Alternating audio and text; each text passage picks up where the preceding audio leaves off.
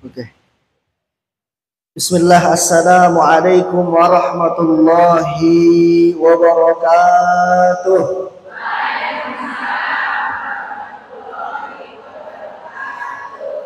Kayaknya ibu-ibunya belum pada makan, kurang semangat. Jadi saya ulang lagi deh. Assalamualaikum warahmatullahi wabarakatuh.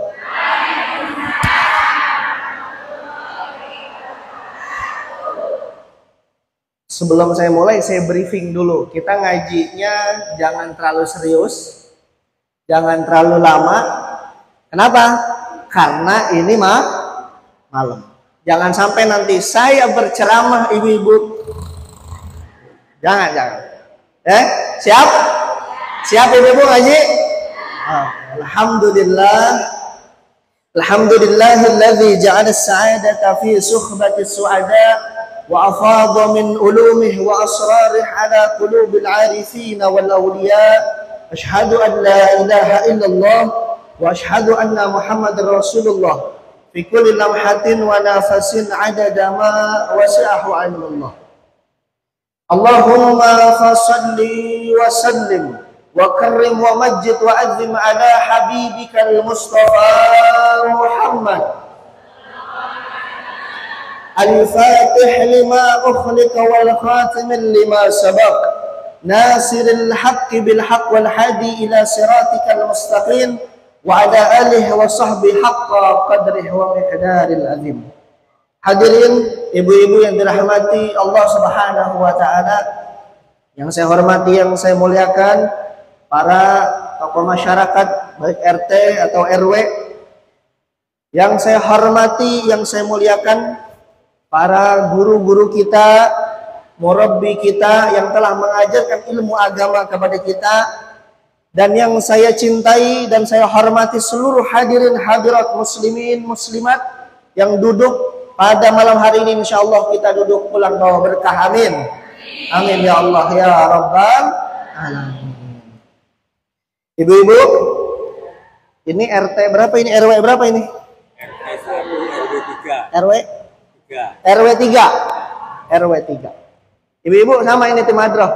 Oh sama RW 3. Saya RW berapa ya? Saya RW 7 kalau nggak salah. Ibu-ibu yang ngaji RW 3. Saya yakin, baik sangka, RW 3 ibu-ibunya sebenarnya lebih banyak dari ini. Tapi yang hadir malam ini, yang datang ke sini adalah orang-orang yang insya Allah dipilih oleh Allah untuk duduk di majelis ilmu. Amin ya Allah ya Rabbal alamin. Sebelum kita masuk ke dalam pembahasan, kita harus tahu dulu apa aja sih fadilah, keutamaan majelis ilmu. Ibu yang dirahmati Allah Subhanahu wa taala, di antaranya ada satu pendapat dalam hadis Nabi Shallallahu alaihi wasallam. Dalam satu hadis Nabi mengatakan, barang siapa yang duduk di majelis ilmu, duduk di majelis zikir, tidak membawa pena, tidak menulis satu huruf pun, pahalanya sama seperti orang yang mengkurbankan 100 ekor onta di jalan Allah. Amin. 1 ekor onta mahal, Bu. Kita tiap hari aja belum tentu bisa kurban.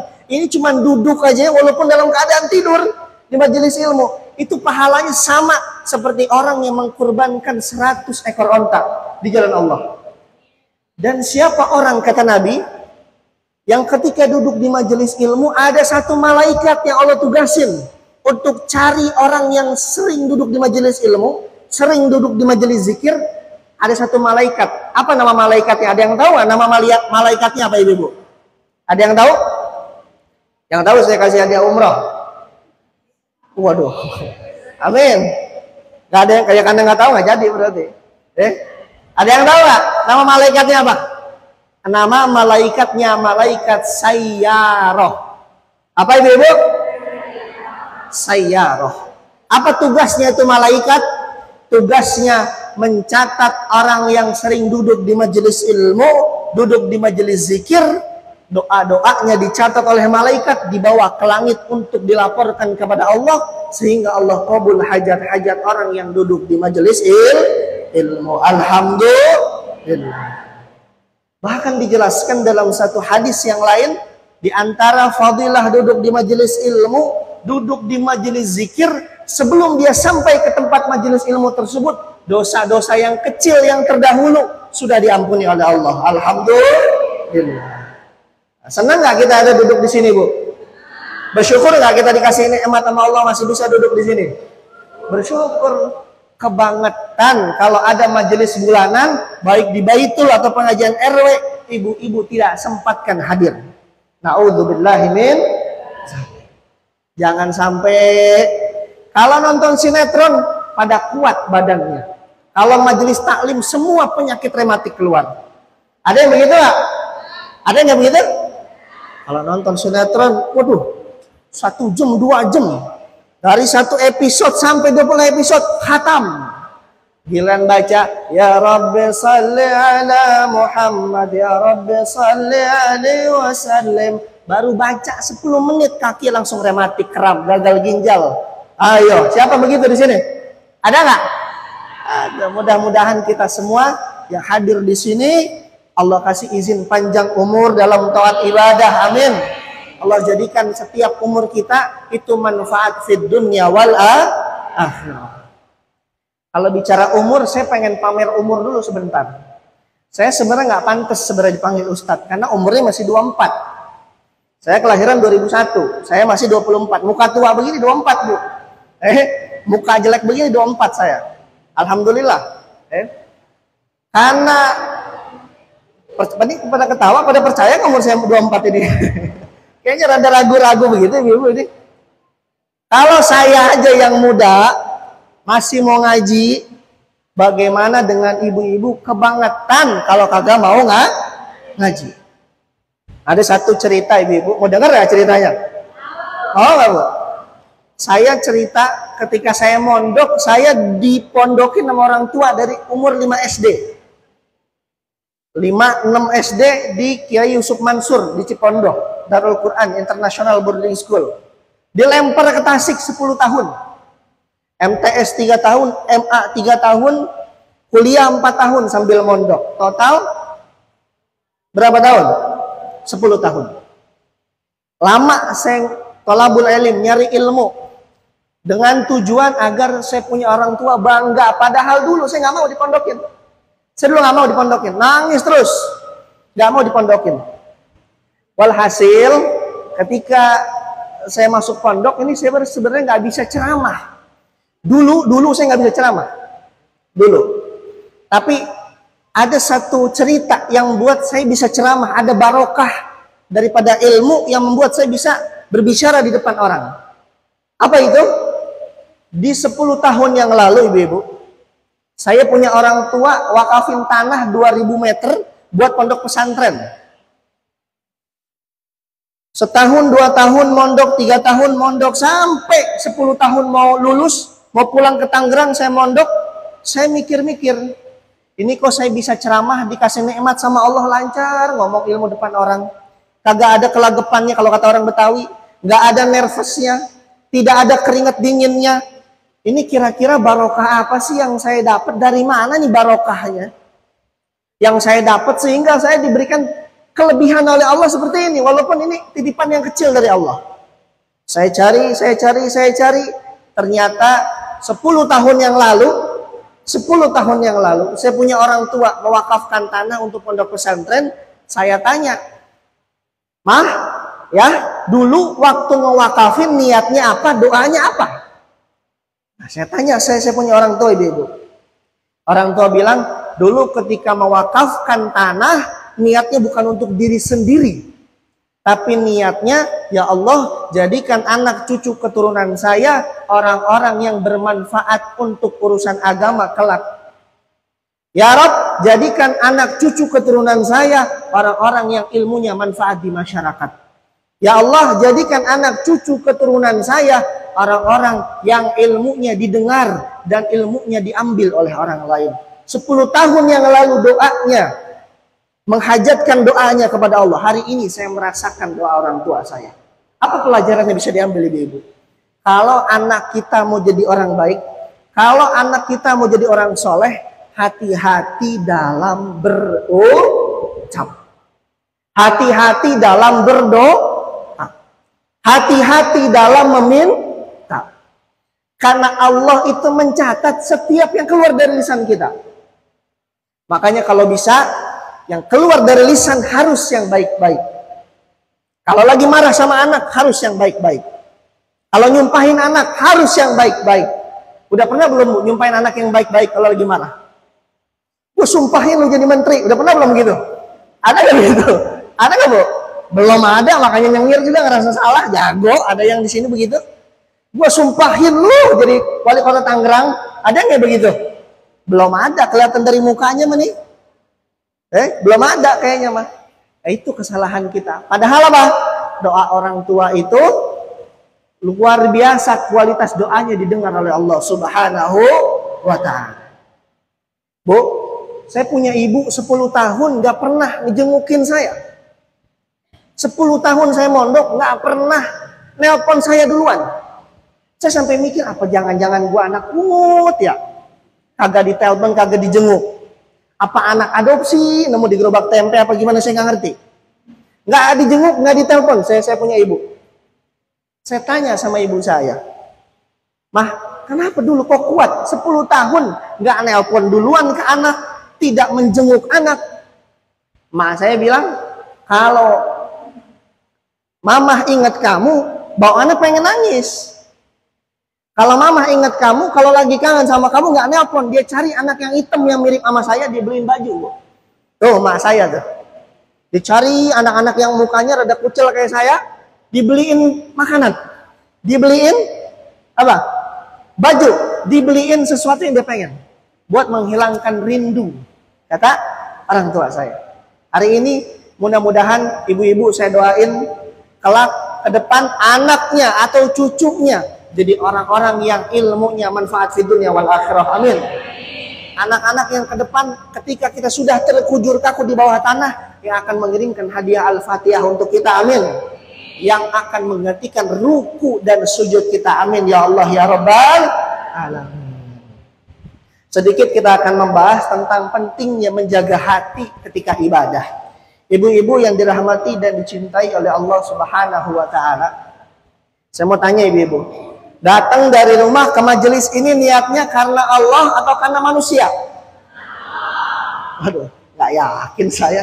Dari jawabannya mah kayaknya rada-rada angkuh gitu sih. Bu, saya tanya sekali lagi. Duduk di majelis ini, dari tadi baca sholawat sampai saya datang niatnya karena Allah apa ingin karena dipuji manusia? Yakin begitu? Kalau nggak dipuji tapi duduk di majelis ini nggak apa-apa? Nggak apa-apa? Betul? Kalau kira-kira duduk di majelis ini nggak dikasih makan sama minum tetap datang? Aduh, nggak yakin saya sama jawabannya. Kelihatan dari mukanya mah diciriin kayaknya panitianya nih kalau nggak dikasih kotak box begini. Nah ini panitianya RT berapa nih? Besok kalau dia ngundang gua gak datang katanya. Kerebekan perut pas ngaji kata begitu. Mudah-mudahan kita yang duduk di sini niatnya lillah karena Allah Subhanahu wa ta'ala. Satu waktu ibu-ibu yang dirahmati Allah Subhanahu wa ta'ala, ada satu kisah.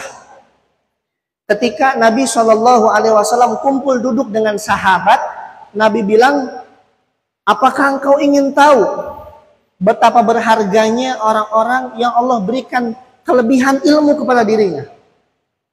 Ibu-ibu sering duduk di majelis ilmu, sering baca Quran, sering baca juz amma, sering baca wirid. Coba saya tanya, kira-kira di sini yang khatam sehari sebelum tidur 100 kali baca istighfar, cung, angkat tangan. Oh, nggak ada yang ngacung. Ayo Bu, ada nggak yang sehari istighfar 100 kali? Ada. Acung aja, jangan malu, kagak bakal diomelin sama saya. Alhamdulillah. Ada lagi nggak? Ada. Siapa lagi? Ada. Alhamdulillah banyak. Apa aja sih keutamaan istighfar, Mas?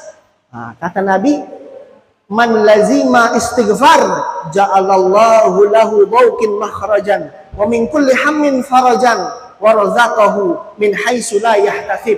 Apa kata Nabi? Barang siapa yang melazimkan istighfar sehari 100 kali, Allah permudah jalan hidupnya, Allah berikan rizki min haitsu la yahtasib, dari jalan yang tidak disangka-sangka. Daripada kita ngantuk, kita salawat dulu. Maulaya salli wa sallim daiman abada ala habibika khairil khalqi kullihim. Maulaya salli sallim daiman abada habibika khairil khalqi kullihim huwal habibul ladzi atuhu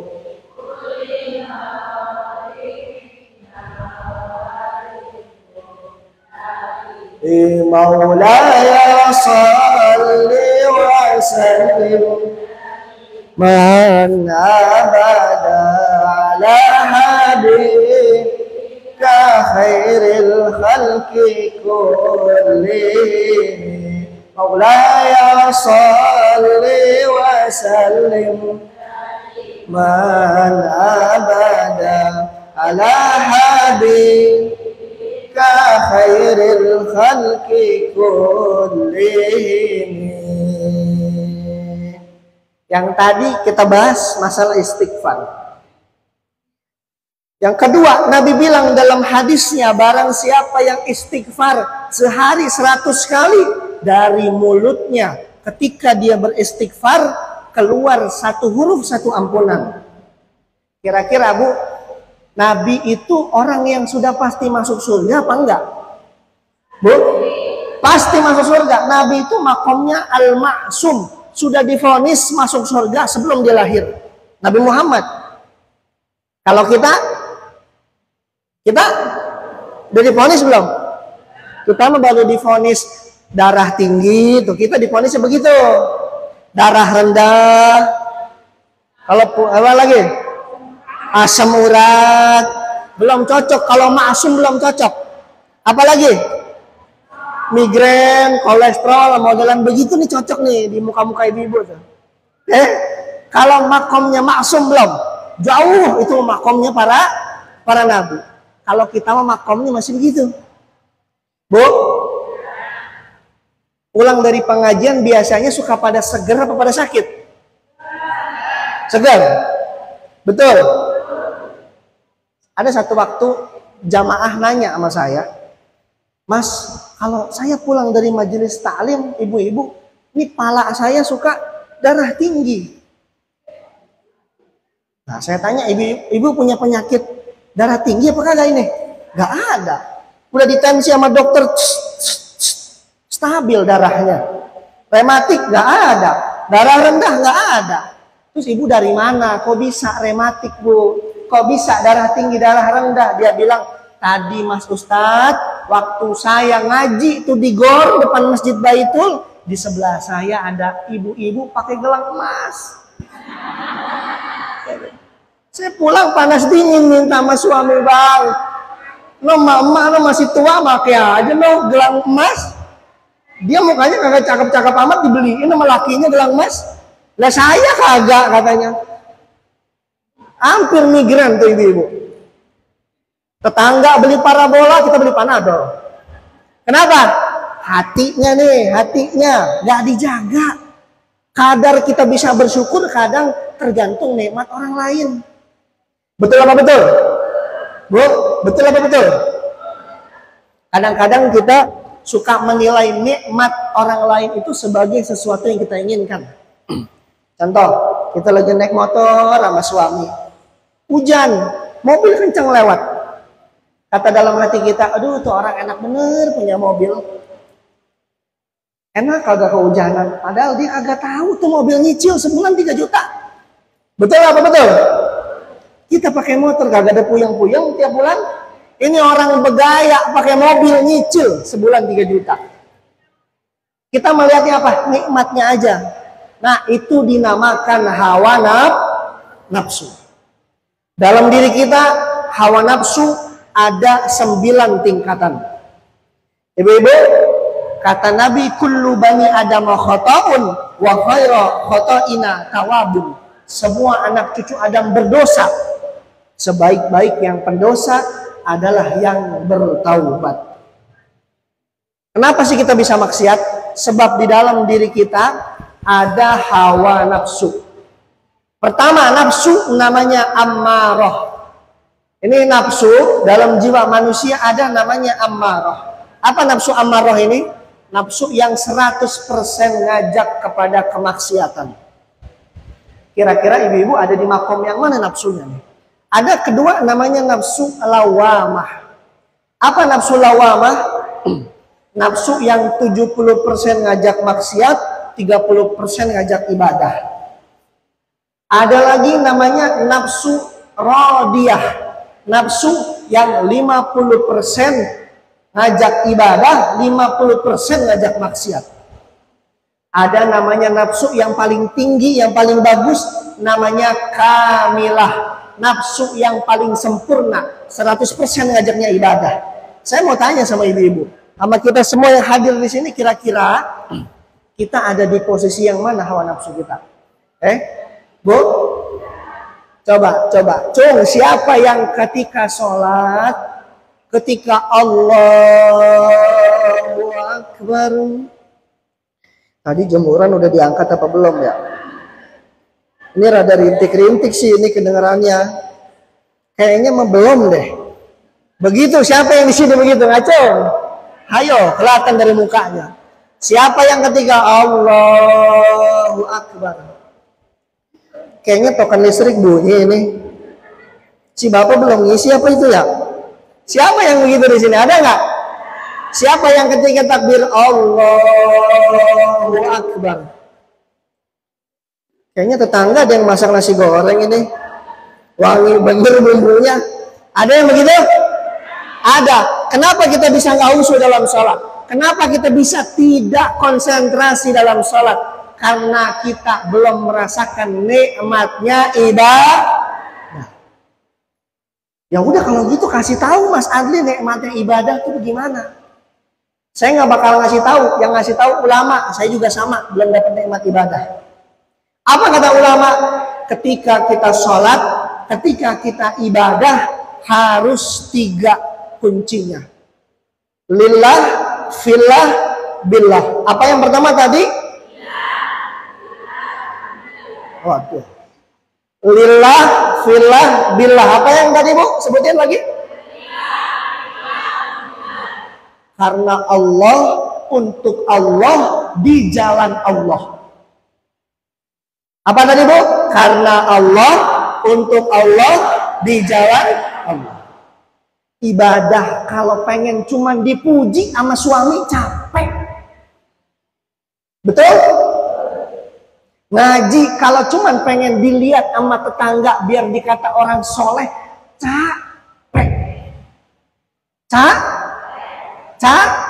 Capek.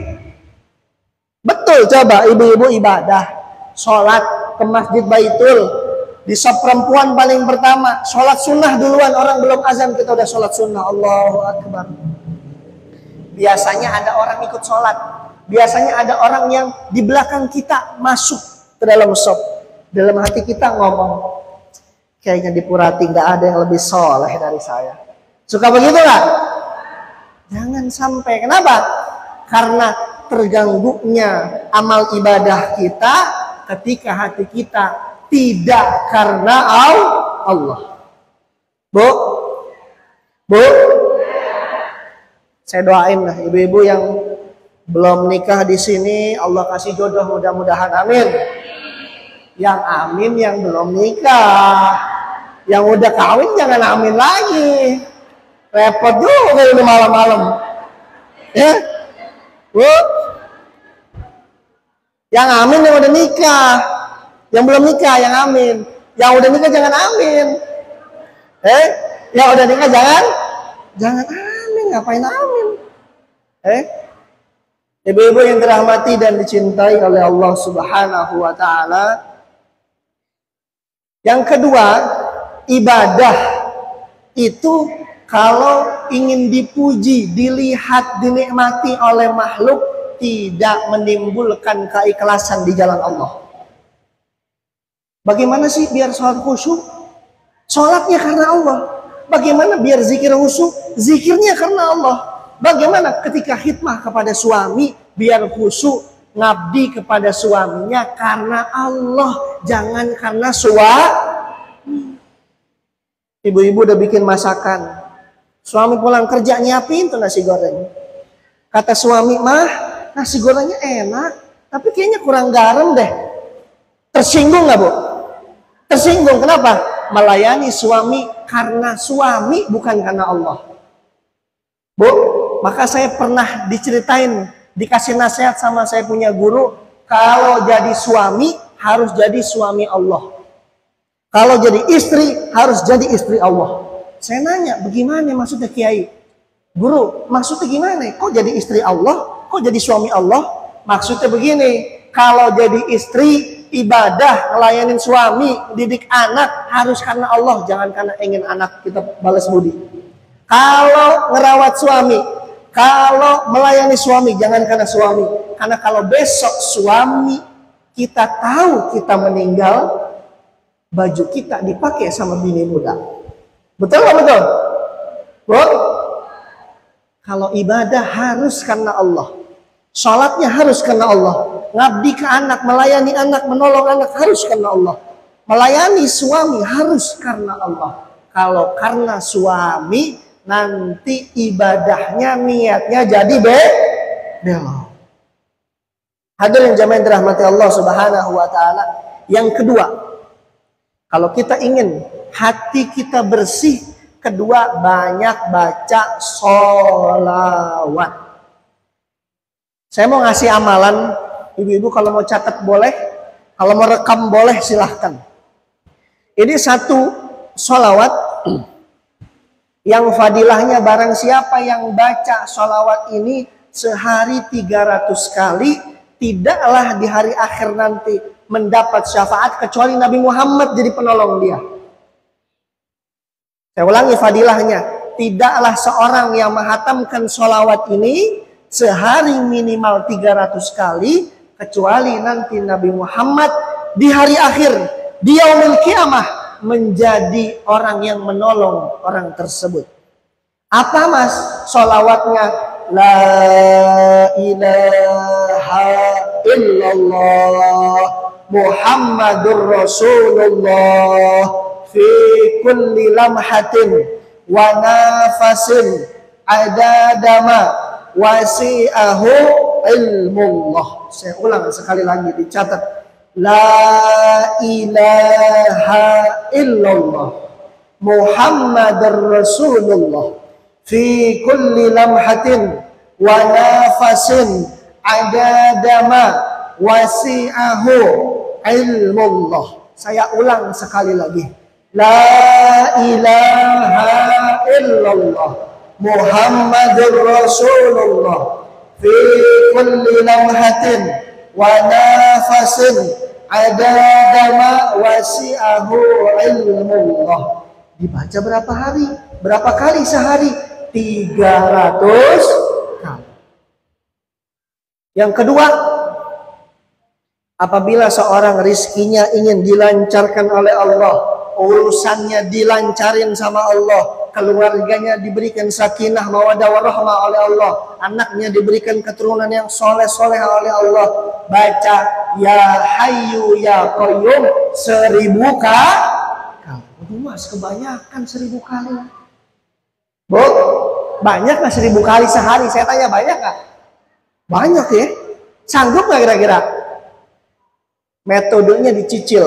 Ba'da subuh dibaca 300 kali, ba'da zuhur dibaca 300 kali, ba'da asar dibaca 300 kali, ba'da maghrib 300 kali, ba'da isya sisanya. Beres sudah. Yang ngomong banyak tuh apa? Hawa nafsu kita.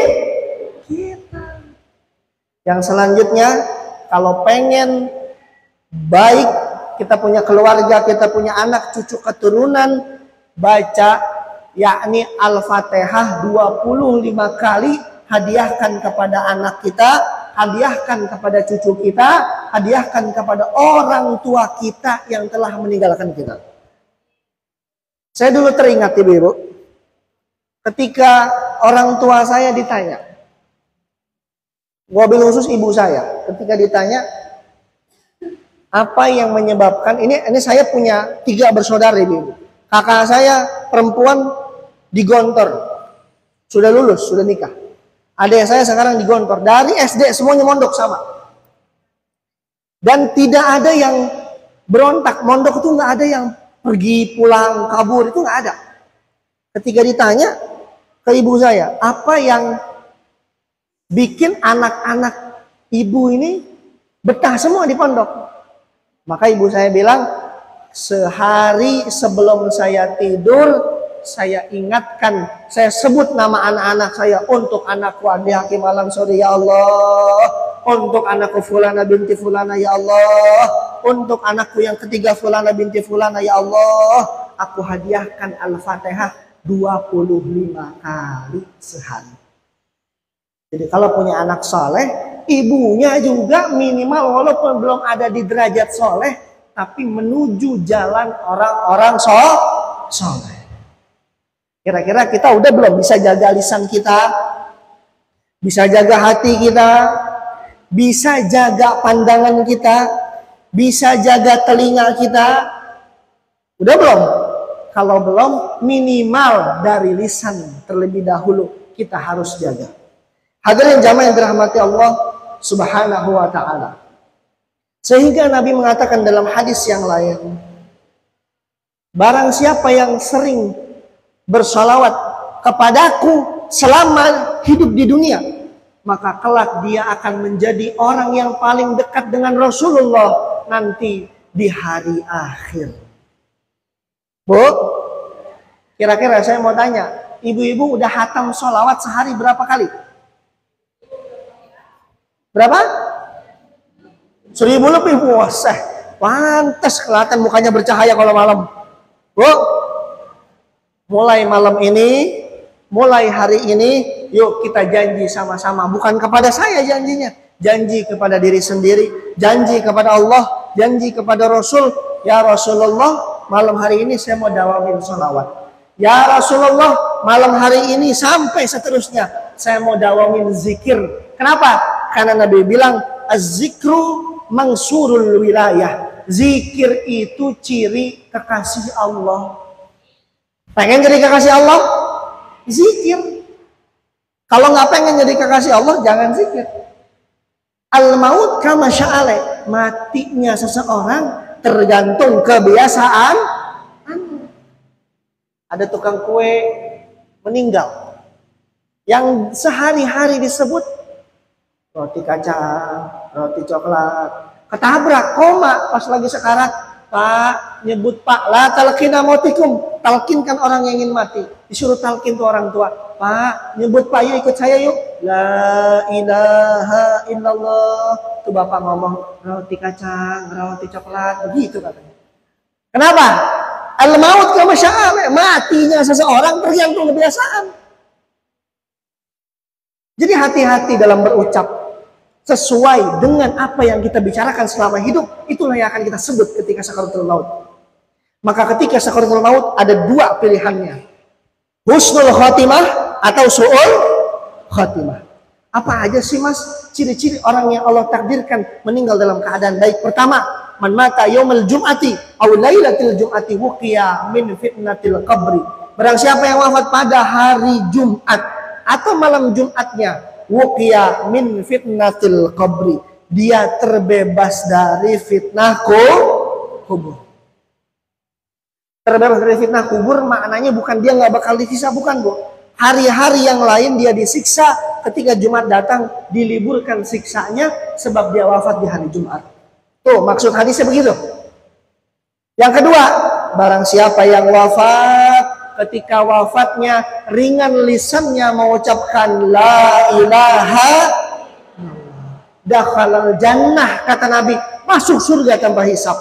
Pengen nggak masuk surga tanpa hisab tuh? Gak ditanya-tanya begitu sama malaikat. Pengen?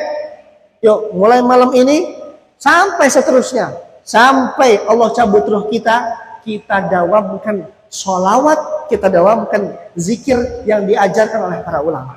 Hadirin jamaah yang dirahmati Allah Subhanahu wa taala. Maka duduknya saya di sini, duduknya kita di sini, jangan sampai pulang tidak bawa bekal. Udah saya kasih oleh-oleh tadi, wirid, sholawat, apalagi Bu? Istighfar.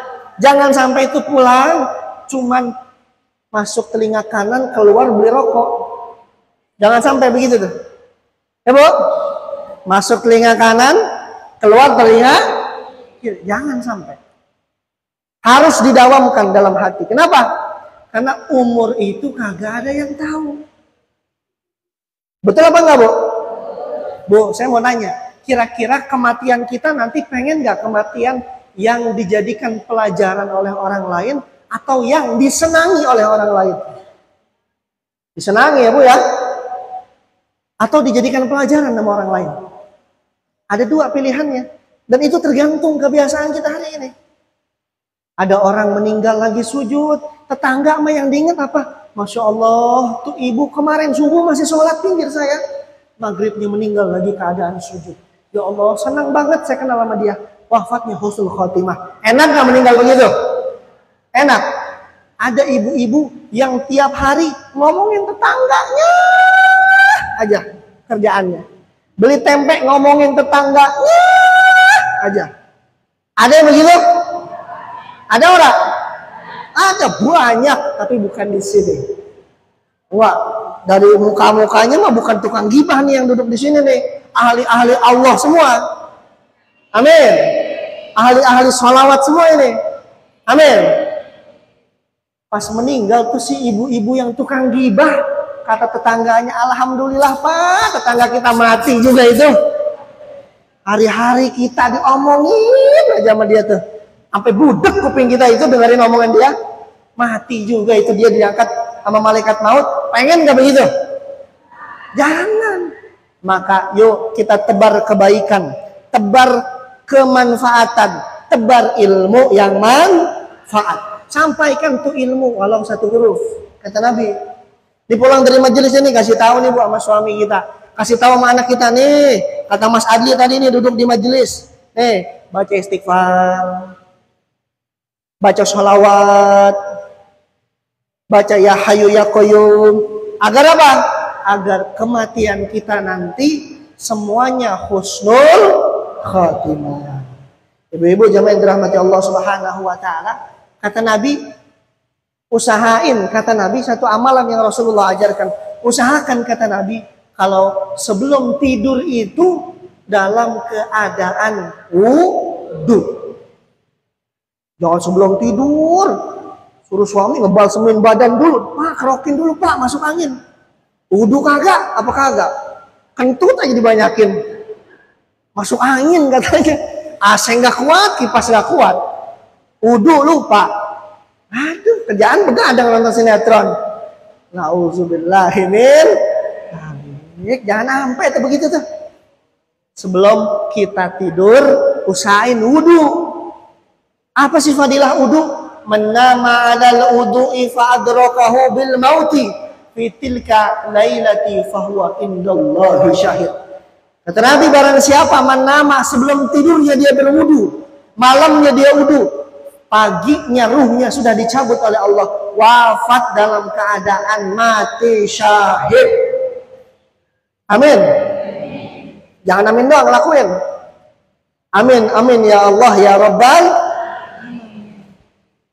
Maka ketika kita wudu, wafat dalam keadaan wudu, dihitung suci di hadapan Allah. Wafat dalam keadaan orang yang mati syahid di jalan Allah. Satu, pahala orang mati syahid bisa mensyafaati 70 anggota keluarganya. Pengen gak gitu begitu Bu? Maka banyakin wudu sebelum tidur, sehingga ketika kita wafat masuk kategori fi sabilillah, orang-orang yang berjuang di jalan Allah Subhanahu wa ta'ala.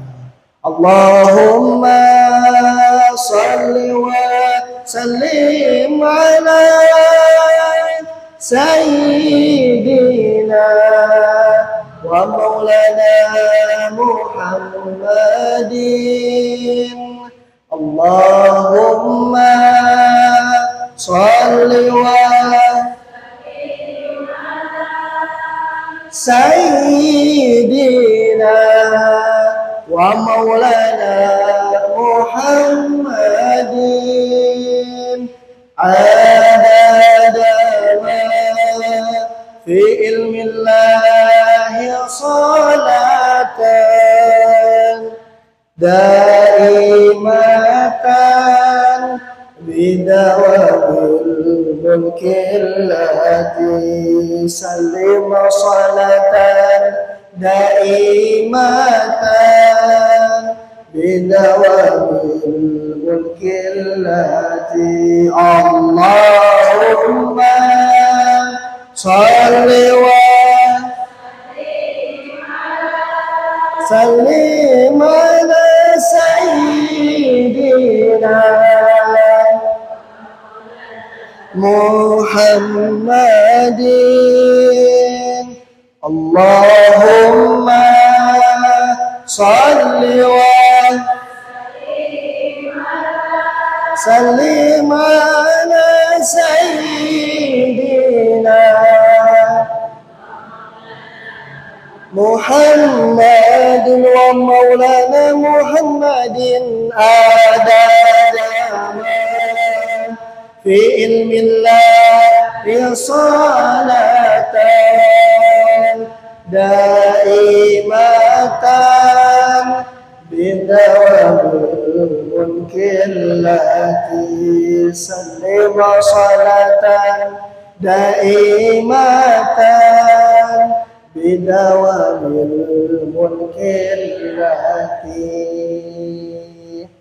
Ibu-ibu yang dirahmati Allah Subhanahu wa taala, sesuatu yang Allah berikan kepada kita semuanya adalah titipan.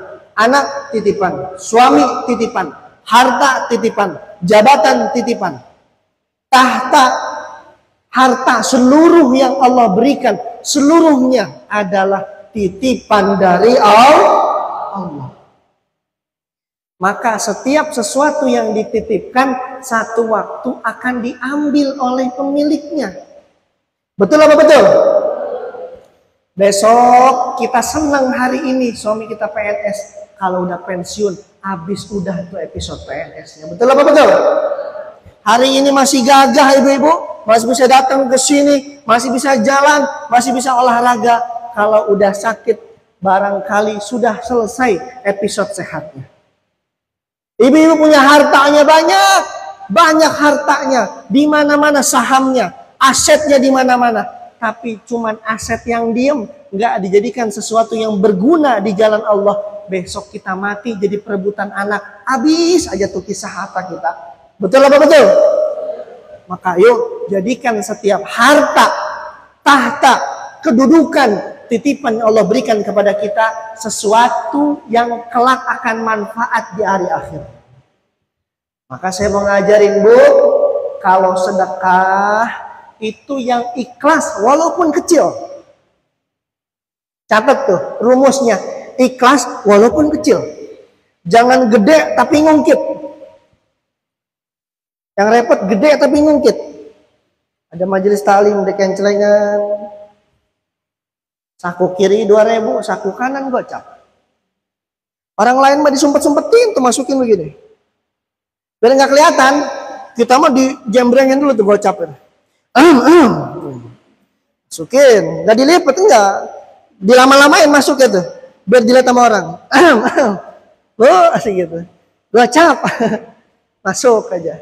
Hatinya pengen bilang, di majelis ini kagak ada yang lebih gede sedekahnya dari gue. Gue mah keren banget dah pokoknya jadi hamba Allah. Aduh, eta sombongnya luar biasa. Padahal hakikatnya sedekahnya tertolak di hadapan Allah sebab ingin dipuji oleh makhluk. Sedekah mah yang kita mampu tapi continue. Apa itu continue Bu? Terus-terusan istiqomah. Saya punya kisah ibu-ibu. Saya punya guru Tabib Dedi namanya. Guru sekaligus atasan saya. Ini beliau punya satu kelebihan yang Allah kasih. Dulu waktu ibunya SBY divonis 3 bulan lagi meninggal, ini sama beliau diurus sampai Sebelum itu ibunya SBY sembuh dan tidak meninggal. Dulu tuh ramai zaman SBY, ibunya SBY sakit, bukan istrinya, ibunya. Ibunya sakit, dokter-dokter semua pada nggak sanggup nanganin ibunya SBY yang sakit. Dipecat-pecatin nama SBY semua. Ini saya punya guru, dia bisa ngobatin ibunya SBY sampai sembuh. Ketika ditanya apa sih amalannya, bisa ngobatin ibunya orang nomor 1 di Indonesia sampai sembuh. Dulu hidupnya susah ibu, hidupnya susah dulu. Tapi dia sehari istiqomah, sehari 500 perak, sehari 500 perak, sehari 500 perak.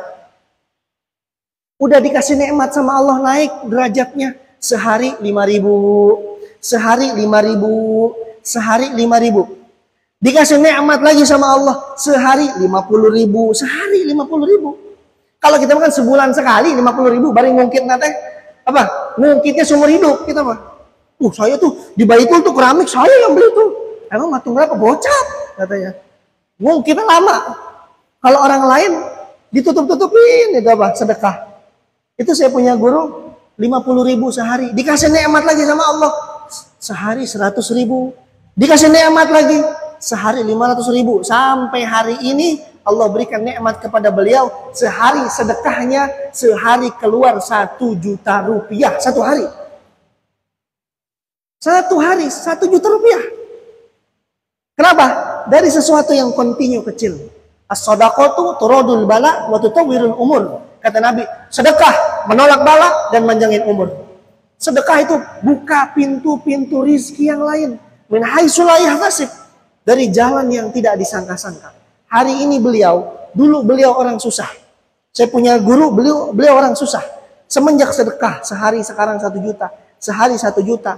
Punya perusahaan, itu banyak, anak buahnya banyak. Dan yang didawamkan sama beliau, anak buahnya tidak boleh lepas sholat 5 waktu. Sholat 5 waktu. Ibu-ibu kalau kenal dulu anaknya Soeharto, yang cewek namanya Tutut Soeharto. Itu punya gedung di Jakarta tempat saya kerja hari ini, itu nama gedungnya Hanurata. Dulu Ibu Tutut Soeharto itu sakit. Diurus sama saya punya guru, sampai sembuh. Itu 1 lantai gedung dikasih gratis. Padahal setiap bulan orang itu kalau bayar sewa 200 juta itu. 1 bulan 200 juta sewa gedung. Jadi karena nikmat Allah, barokah sedekah, bisa ngobatin orang, manfaat, ikhlas karena Allah. Jadi manfaat. Manfaatnya buat bukan dia doang, jadi untuk orang lain. Nah, ini ibroh yang diberikan kepada Allah, kepada orang-orang yang yakin atas pertanda atau atas setiap ganjaran yang Allah berikan. Mudah-mudahan Allah turunin kita rizki yang banyak di majelis ini. Amin. Allah istiqomahin kita sedekah. Amin. Allah istiqomahin kita sholat. Amin. Allah jadikan kita orang-orang yang setiap ibadahnya lillah fillah billah. Karena Allah, untuk Allah, di jalan Allah. Subhanallah walhamdulillah wa la ilaha illallah wallahu akbar. Subhanallah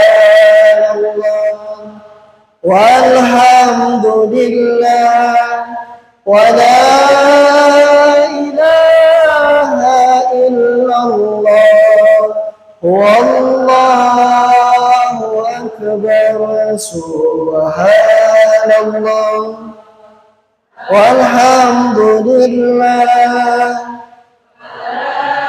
ilaha illallah wallahu akbar. Sallallahu rabbuna ala nuril mubin Ahmad Mustafa sayyidil mursalin wa ala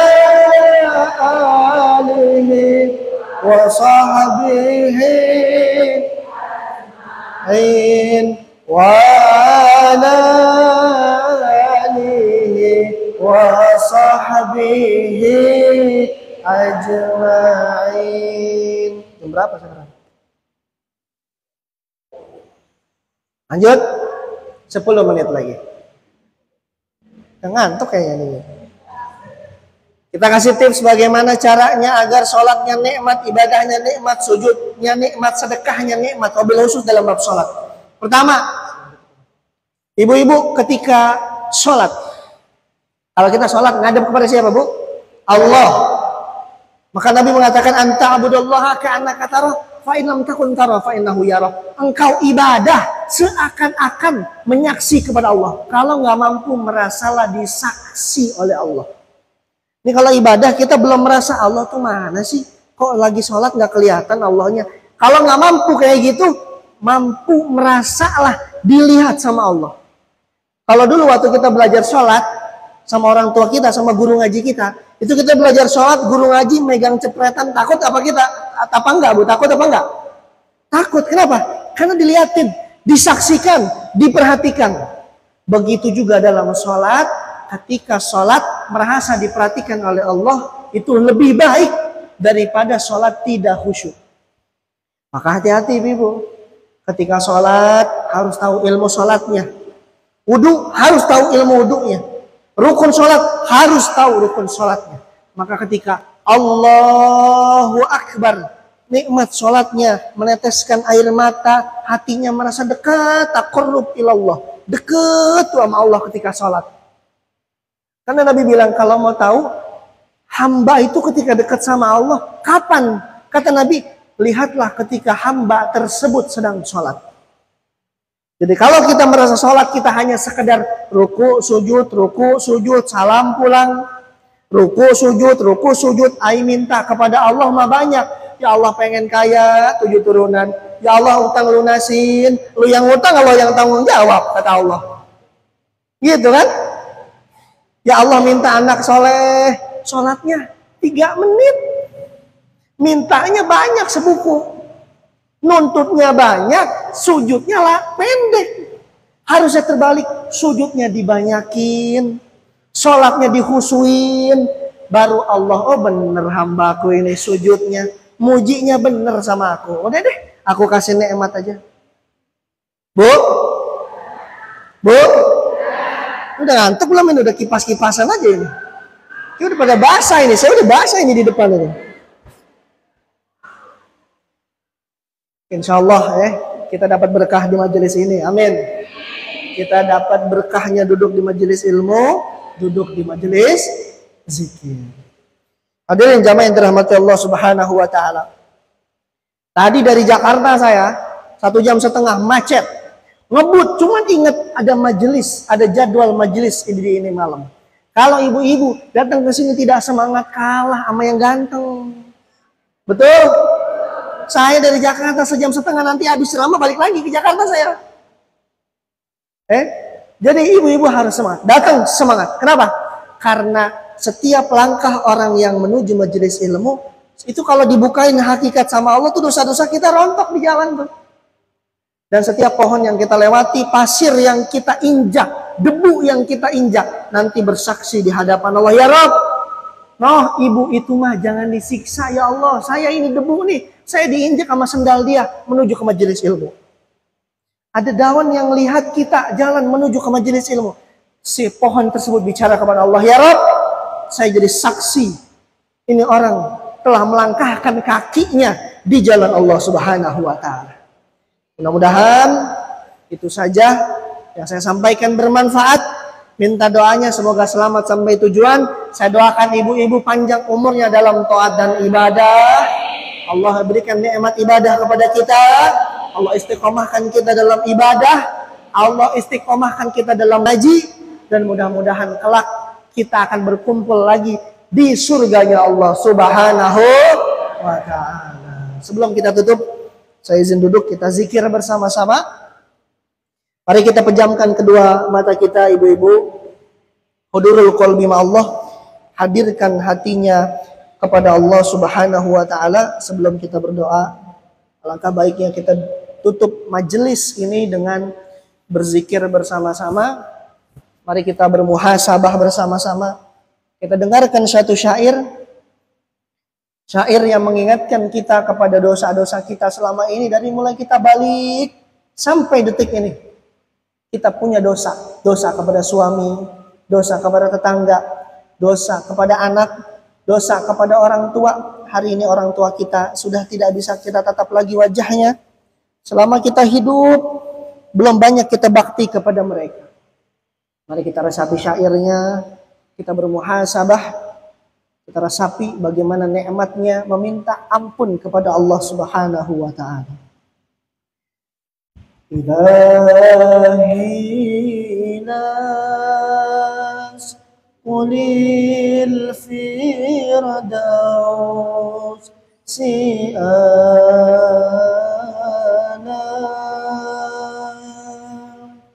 wa la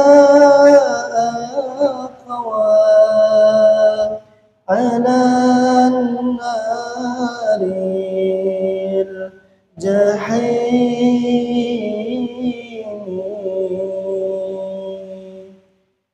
Ilahi las qulil firdaus si'ana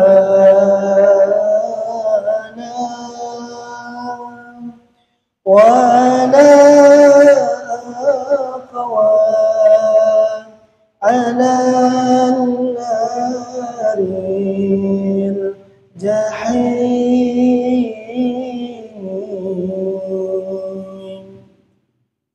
Dosa-dosaku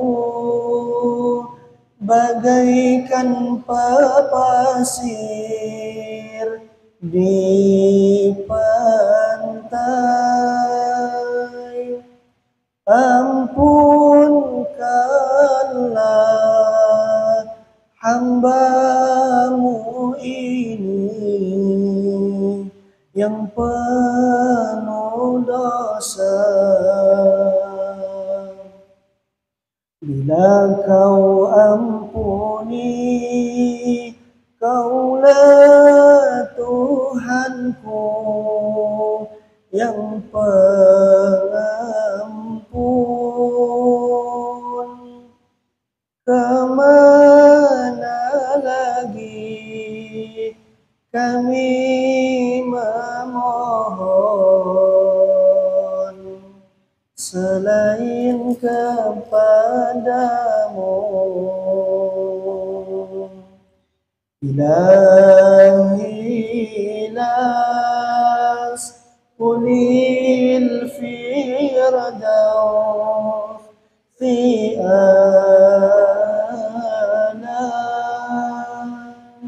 wa la aqwa ala naril jahim.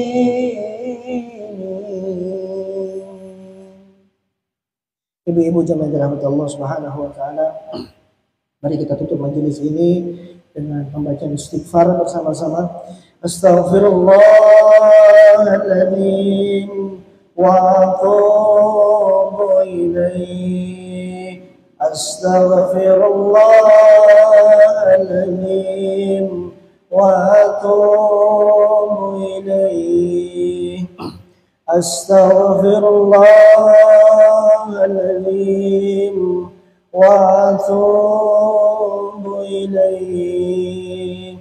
Astaghfirullahaladzim wa atubu ilaih.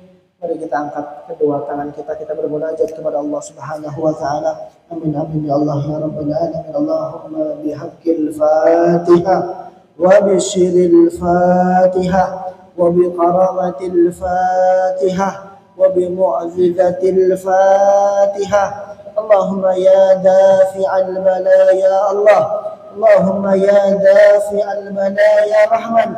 Allahumma ya dafi'al bala ya Rahim. Allahumma aslih ummati Sayyidina Muhammad.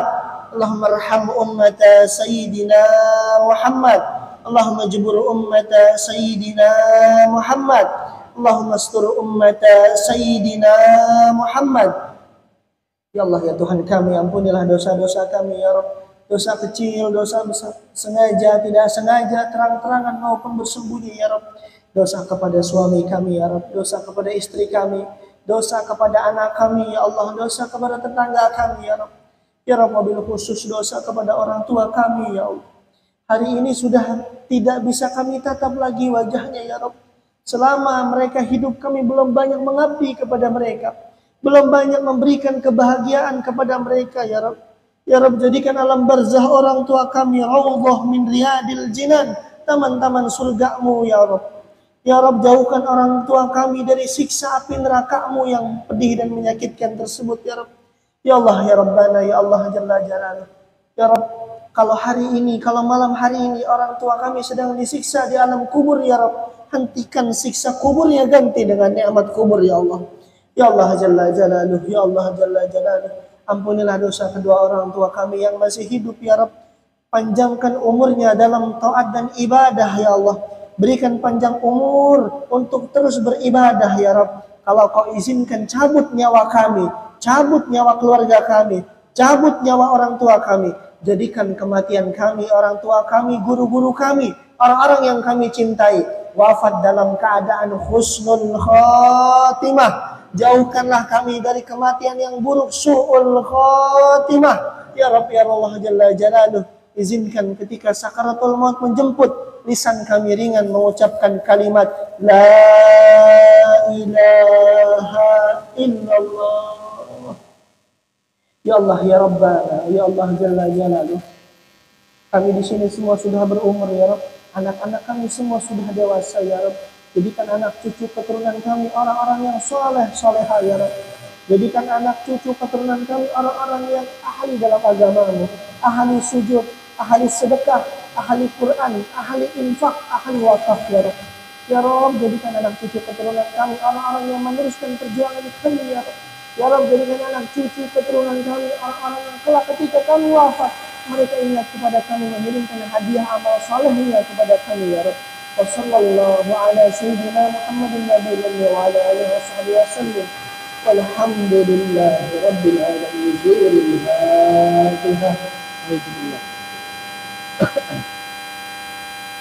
Alhamdulillah rabbil alamin.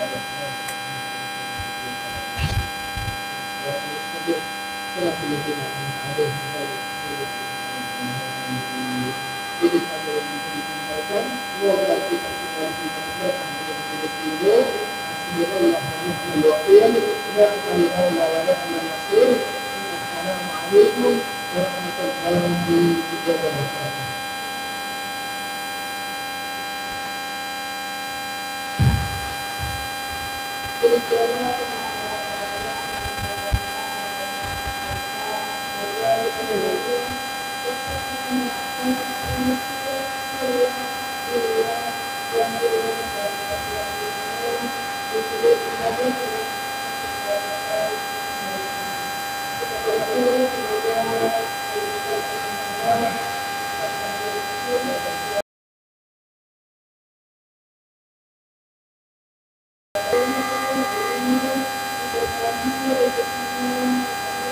Thank you.